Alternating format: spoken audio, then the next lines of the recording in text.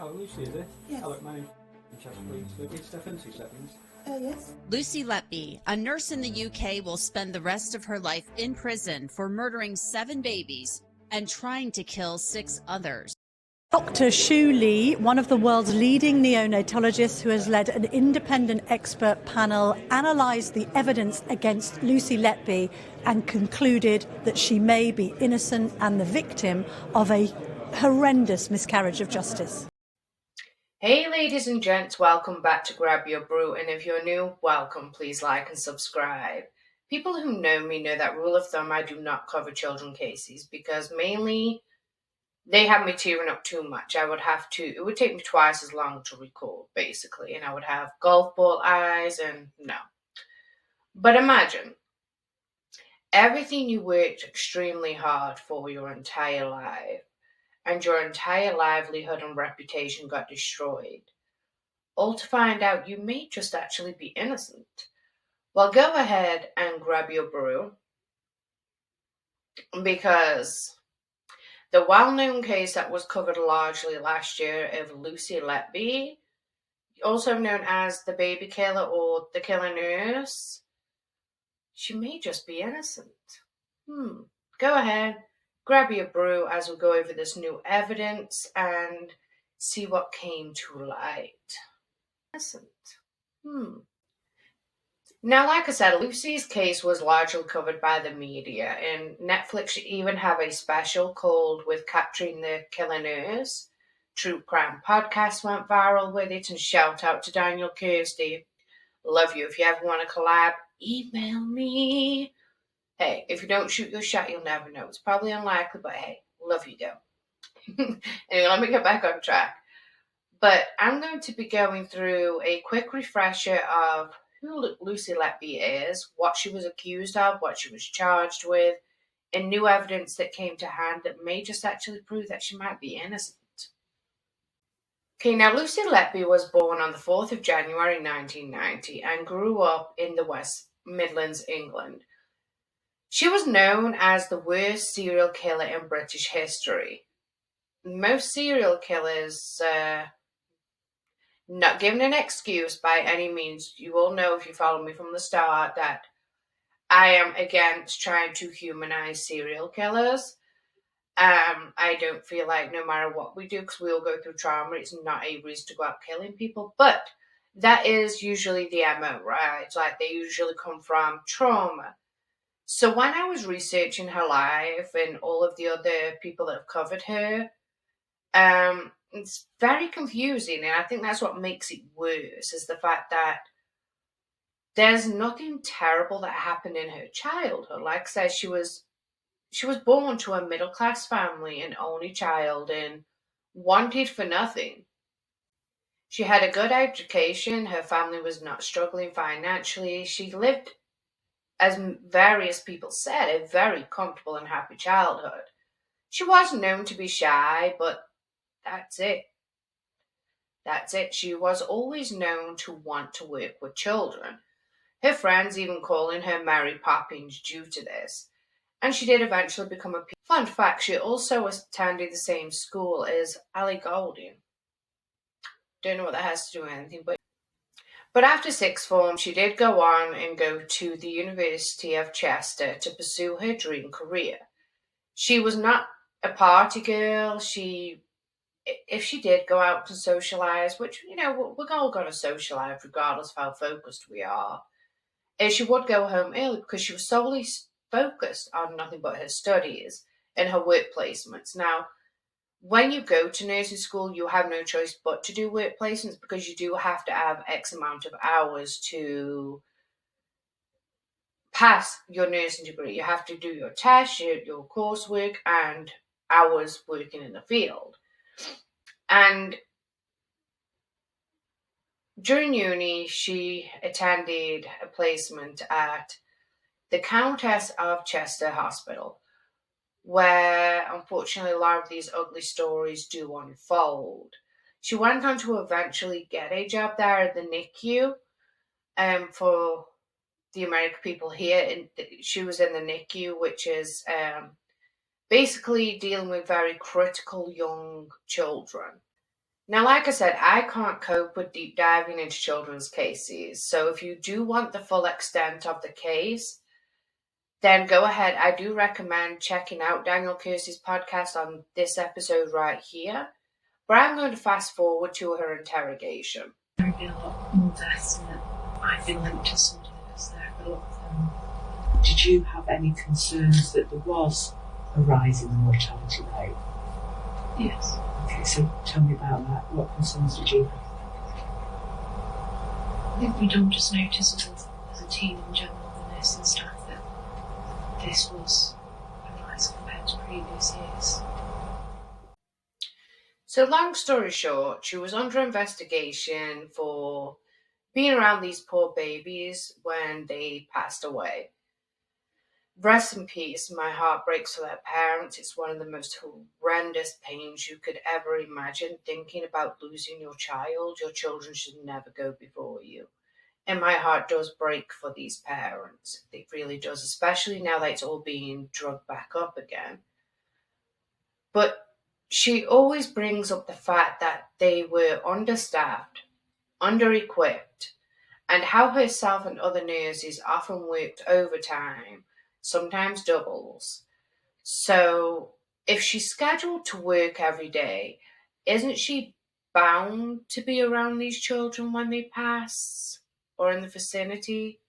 Because some of the cases, it says, oh, well, she walked into the room, did X, Y, and Z, or she relieved somebody from a break during this time, and then shortly after they pass away. Like, okay, I worked in healthcare.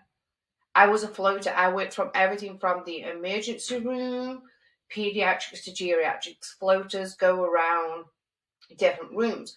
Just because I was in that room with somebody when they were on their break, and then I went back to relieve somebody else on their break, or something happens after that, how is that my fault? How was that my fault? How was it her fault? Now, I'm playing devil's advocate, guys. It's not been proven yet. I'm playing devil's advocate. And like I said, I have worked majority of my adult life in healthcare. Healthcare before I got injured. I'm not going to say how long, because then you'll try and figure out how old I am. But but yeah, I've worked in healthcare since I was a teenager. So I would say a good 80% of my working life, I've been in healthcare. And I was in healthcare in England, in the West Midlands, and I've also been in healthcare here in America. And being understaffed can be extremely detrimental. There were many a times I had to leave my floor, so another staff member had to keep going between the call bars between two floors, because I had to go give medication out to the entire building because they were understaffed. So I had to basically hand out everybody's medications throughout the night. So firsthand, I can see how this could have led to some extreme situations, especially with some of the most vulnerable lives we have. But the media did help manipulate and bend some truths. But of course, I'm not blaming the media in this aspect, but we know how the media likes to bend things. And it is extremely horrendous for the family that this is being brought back up, because it's that pain all over again. But justice has to be correct, right? Again, I'm not picking a side. I just want to show you what I found during this. But we will be covering this case as it progresses. Now, I have given IV medications thousands and thousands of times. I can't even count how many times. And I bring this up because if you don't know the case, apparently that was her form of unaliving, by putting air into the IV and also insulin. As many times as I've given IVs, it's very important to follow your training and take your time. Keyword training, because it may have just been extremely terrible training on their part. She had no motive, which to me made the whole thing sound so much worse. Because how can you no motive, no aggression, no signs that this is anything she would ever do. And it's like, what? I deal with logic. I need to know why. I need to know why. I do. This is why I go down these rabbit holes. The only difference is I'm now posting it to try and get you guys go down the rabbit holes with me and try and become an independent podcaster. So please like and subscribe so I can give you guys more content and better content, because when I start actually making money, the quality will get better. I promise you. But I've worked in healthcare for so long. Majority, like even when I was working in mental health, I still gave medications because my last few years I worked in mental health from pediatric to geriatric. That's why sometimes, of course, I'm not like a top-notch doctor that's paid millions, no. But I've done one-on-one observation with involuntarily committed people. So, of course, it does help you kind of psychoanalyze some people. Again, I'm not a professional in extreme aspects, but you pick up things along the way, telltale signs, twitches, triggers, movements, like you learn stuff. But so we can move this along, let's go ahead and take a look at her sentencing so you can see what she was actually charged with. It is a little long. I have cut some out of it just to try and make it a little shorter. But I want you to listen to basically what she was sentenced with and how the judge treated her, because it will play a key point. His words will be playing a key point moving forward on further videos of this case. Over a period of just under 13 months, you killed 7 fragile babies and attempted to kill 6 others. Some of your victims were only a day or a few days old. All were extremely vulnerable. They were in a hospital where others were striving to provide them with dedicated medical and nursing care. By their nature and number, such murders and attempted murders by a neonatal nurse entrusted to care for them are offences of very exceptional seriousness. The damaging impact of your actions on others working at that hospital, including those who numbered you as a friend, betraying their trust and creating upset and suspicion, as well as eroding confidence in clinicians and nurses generally, aggravates their seriousness. This was a cruel, calculated, and cynical campaign of child murder involving the smallest and most vulnerable of children, knowing that your actions were causing significant physical suffering and would cause untold mental suffering. You created situations so that collapses or causes of collapses would not be obvious or associated with you. You removed and retained confidential records of events relating to your crimes I've checked up on and bereaved checked parents. up on bereaved parents. There was a deep malevolence bordering on sadism in your actions. During the course of this trial, you have coldly denied any responsibility for your wrongdoing and sought to attribute some fault to others. You have no remorse. There are no mitigating factors. In their justness and just punishment, according to law, requires a whole life order. So, of course, she was found guilty, but again, to this day, I still talk to, obviously not out daily, but I still talk to one of my old patients' family members who passed away, because you become there's no way to be in healthcare.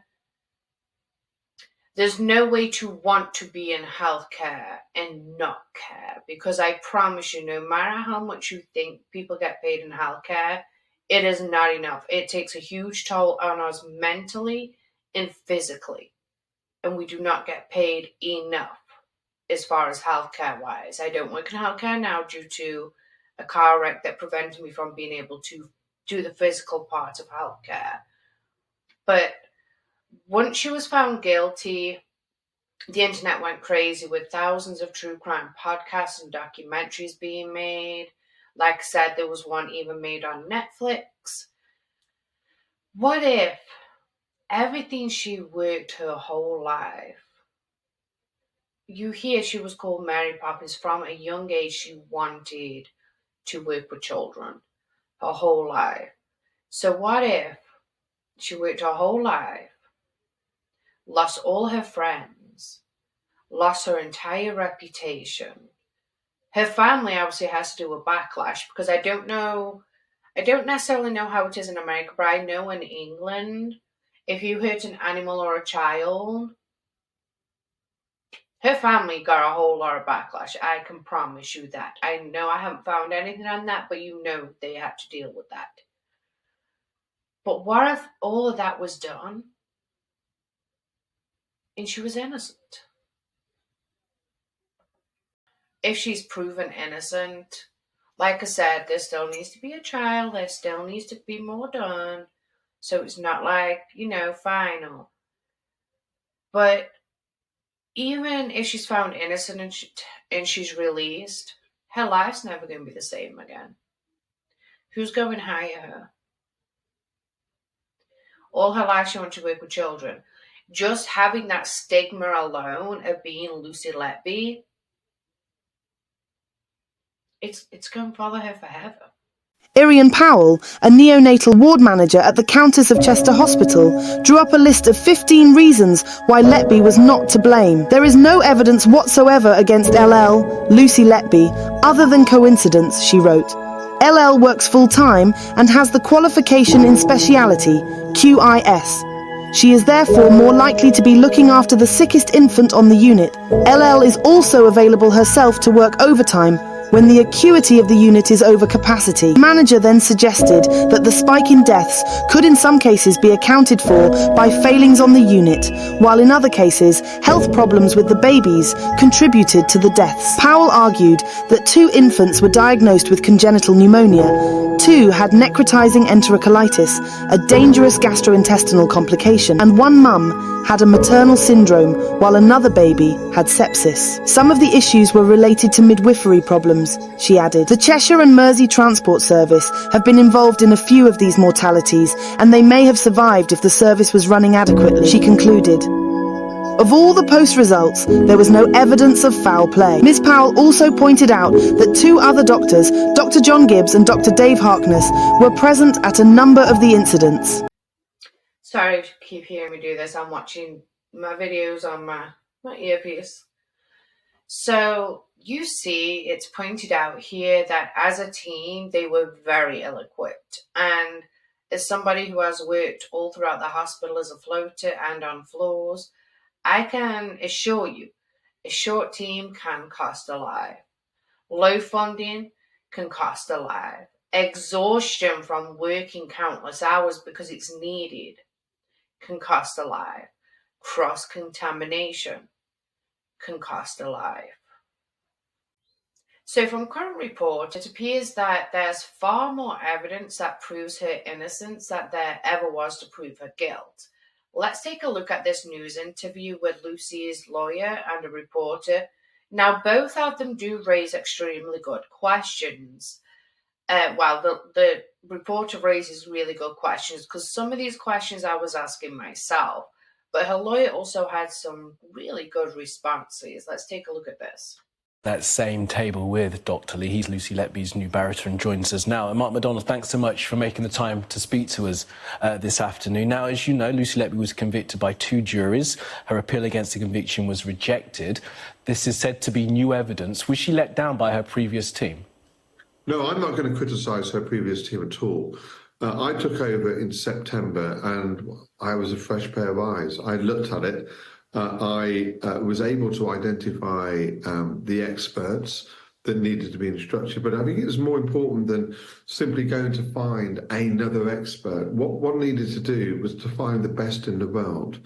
And Shu Lee contacted me because his paper had been used in the original trial, as he has said, wrongly and misinterpreted. And he said he wanted to look at these cases. So he put together an international panel of 14 other experts. And the result of this morning is that they've reviewed everything and have come back with the view that no murder took place. In fact, no crime took place. Yeah, that's the opinion that you've come to at this point. When did Dr. Lee realise that his paper had been used in this case? When I think he said today, when I think he was either contacted post-conviction or he'd seen a clip in a newspaper. I think he was contacted post-conviction, and that's when he was first informed. He was never asked about it by any of the prosecution experts at all. And he wasn't contacted by Lucy Letby's defence either? Not during the trial. Now, of course, as I said, that this has gone through the Court of Appeal. The retrial, the appeal against the conviction was rejected. So what grounds do you think that the Criminal Cases Review Commission will look at this?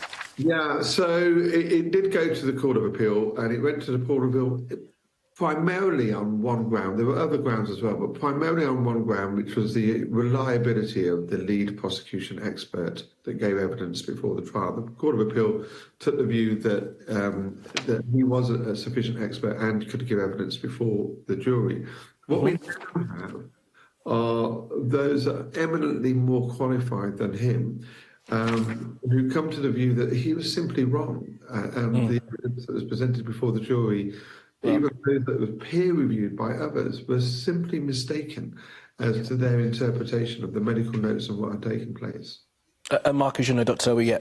Evans has not changed his view that Lucy Letby was responsible for the deaths of at least baby C. He's changed potentially how that baby had died subsequent to this conviction. Yeah, so what he's done is that he's told the jury in relation to what he felt this murder conviction, how it had happened. And it would seem now he's written a new report 12 months after she was convicted, but we're not allowed to see that report or have it disclosed to us. So as of yet, I don't know what he's saying.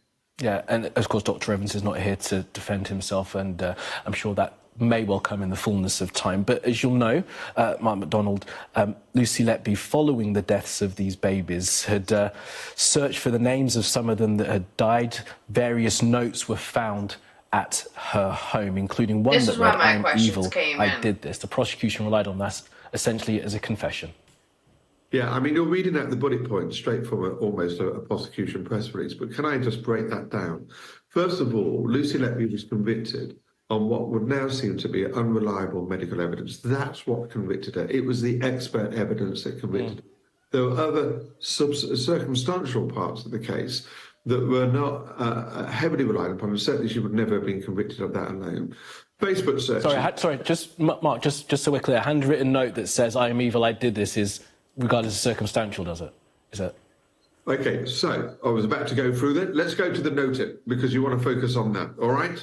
So she was given a psychiatrist and a counsellor while she was on suspension from the trust. That psychiatrist and counsellor said, write down everything, all your thoughts and processes on notes, which is what she did. Those were the notes that were used against her. In those notes, she said exactly what you said, but she also said underneath, "I did nothing wrong."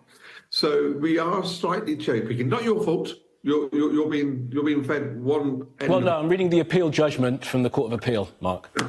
And there's another side of that, another alternative view, which is, in fact, as you know, because it's now come out and the counsellor's come out and said, look, I told her to write this stuff down. Right. I mean, what I'm trying to say is that there's a slightly different nuance. And we can pick one side of the element, but actually when you put everything together, it creates a very, very different picture. But I get that as well, but this is why my first question was about those two juries in the Court of Appeal. I mean, this has been through a lot of legal minds, this has been through a lot of people's minds as well, and has come to this conclusion, the conviction. And so did the Birmingham Six, so did the Guildford Four, so did every miscarriage of justice that's happened in the last 4 decades. They all were convicted. They were all turned down by the Court of Appeal. It was many years later when fresh evidence appeared that exonerated them. Every miscarriage of justice started with a jury verdict finding them guilty, with a court of appeal that turned it down. So that in itself, albeit relied upon constantly by the Crown Prosecution Service as a reason why she's guilty, does not rebut the compelling fresh evidence that we now have that shows a very different interpretation of what actually took place on that unit. I will say not having the notes provided in full context was extremely manipulative and wrong. Coming from a family that, sorry to air out our family issues, but our family do have history of depression and other things going on. And we're also very artistic in different ways. We got that from my granddad, my mum's dad. And we express our emotions in different ways, such as stories, poems, or sometimes just weird vomiting on the page is how we process. So I understand why her therapist or psychiatrist would have her writing this stuff down. But I can see the lawyer's point where all this came from, because she was depressed. Guilty or not, you would be depressed during that moment in time. And due to the way that people were making her feel, like, because people had already found her guilty before she was guilty. People had their minds made up. The second it was thrown out there, people didn't make their mind up. And a lot of her writing, seeing it in the full context, is like weird vomit, like people are making me feel like I'm such a horrible person. I did this. Did I do this? Because if you know people say, you start questioning yourself. Perfect example, it's not about but my roommate came out to me the other day. I was outside and we were maneuvering cars around either way. But she was so excited. She's like, have you ever seen a border collie herding animals? Like, she was so excited, like it was the best thing she'd ever seen, brand new. And in my head, and I responded to her saying, yeah, in England, border collies are used as farm animals because they're very intelligent. They're full of energy, but they're not good house dogs. They need land. They need frequent energy dogs. But the way she was like confused, like, oh, okay. I was like, well, have you seen Babe the Pig? Because I know border collie was used to Babe the Pig. And then she was like, no. I was like, oh, okay. And then she left for work. But the way she said it was such confidence, like it was brand new. I was questioning everything. I'm like, was it just in the movie that they had the border collie? And I ended up calling my mom, like, do we use border collies and farms in English? Like, yeah, I was like, okay. But again, I'm digressing. But yeah, anyway, so if enough people are feeding negative energy, you're going to start feeling that. It's like, did I do something wrong? I didn't do anything wrong. I did my job correctly. Why are people accusing me of this? But even now in this case, whenever I've had a patient pass, now luckily, the patients I've had pass have always been on other people's floors and we've had to go help them out or whatever. But none of my direct patients ever passed on my watch. But even then, like if they were on somebody else's floor and I would have to run up there and, if they do not resuscitate, we have to prep the body. And even then, you still have a sense of guilt. Like, did we do everything we could to prevent this happening? So imagine that sense of guilt that comes along with any kind of healthcare. Added stress of all these other people accusing you of something. I understand her scribble. I do. I understand her venting, saying, I hate myself. Is it my fault? Because she's probably thinking internally, what did I do that wasn't good enough? What did I do that could have prevented this?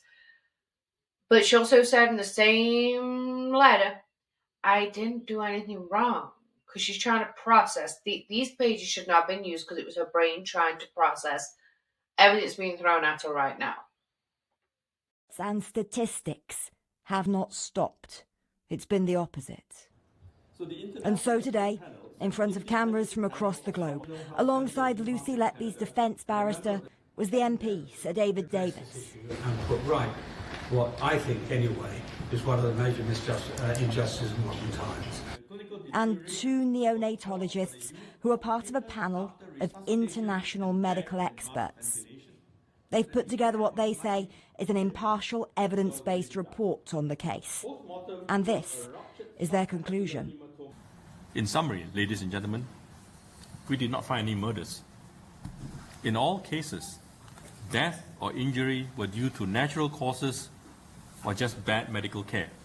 During one of the longest murder trials in British legal history, the jury was told about the events inside this hospital and the deaths of babies who Lucy Letby had been caring for on the neonatal unit. Medical experts gave evidence for the prosecution, saying they believed babies had been deliberately harmed, that different methods had been used, including insulin and injecting air into IV tubes to cause a deadly air embolus. The jury was told other experts disagreed, but those experts weren't called by the defence to give evidence in court. The doctor saying today that he doesn't believe Lucy Letby murdered any babies is known for his research on air embolus. In fact, his research was significant in the prosecution's case, but he claims the evidence actually points away from air embolus, pointing instead, he says, to factors like treatment delays and medical mistakes.